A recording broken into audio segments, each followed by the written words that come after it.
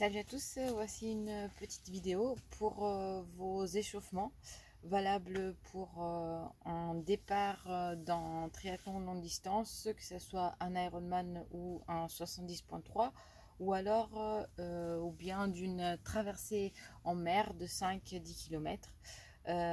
L'échauffement, c'est la partie donc importante avant de démarrer la course. Vous avez donc déjà posé votre vélo la veille ou déjà mis votre combinaison le matin même.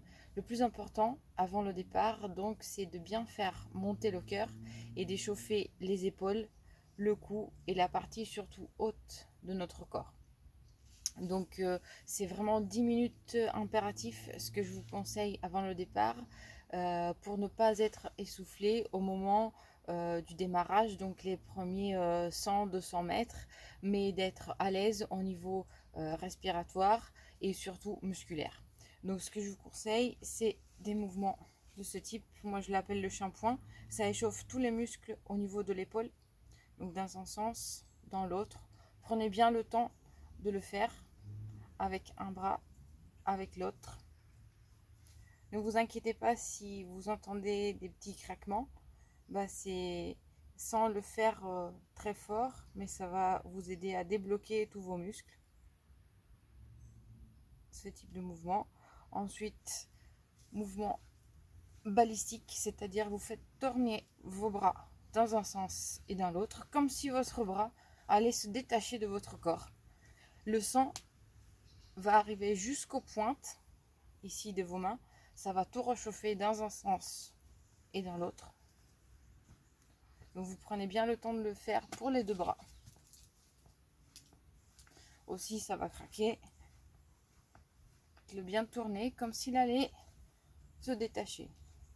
Ensuite, moi j'aime bien les deux bras, comme si on faisait des petits mouvements et de plus en plus rapides. Tête haute pour la mer. Respiration tri, hop, je me relève. Les deux bras en même temps. Comme si on faisait le papillon. Ça va échauffer les épaules, les dorsaux opposés. Comme si on avait des cordes. D'ailleurs, si vous avez des cordes, c'est que vous pouvez les amener sur le lieu du départ. Ça, c'est très bien. Donc, vous pouvez les placer soit en P, c'est-à-dire en niveau vertical, soit en C, niveau horizontal, pour réchauffer vos bras avant le départ. Ça va aider à faire monter le cardio et à vous échauffer musculairement. Ensuite, à la suite de ça, ce que je vous conseille, c'est échauffement du bassin dans un sens et dans l'autre. Pareil, prenez votre temps.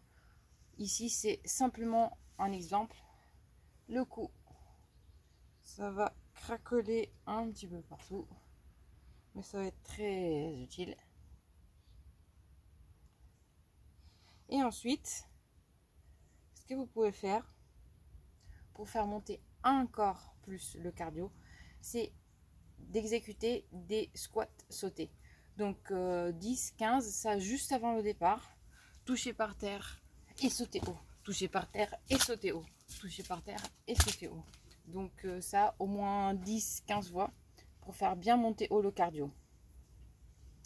Autre chose, si vous avez déjà testé, si vous avez l'habitude, prenez pour les longues distances, que ce soit que natation ou 70.3 ou Ironman, etc., un petit gel 5 minutes avant votre running start.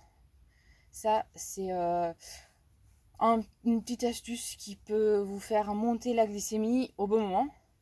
Il ne faut pas le prendre trop tôt, sinon la glycémie va monter et ça va redescendre, ça va rien servir. Autre chose, voilà, bien mettre de la crème chauffante s'il fait froid. Et ensuite, c'est parti pour le départ. Allez, enjoy!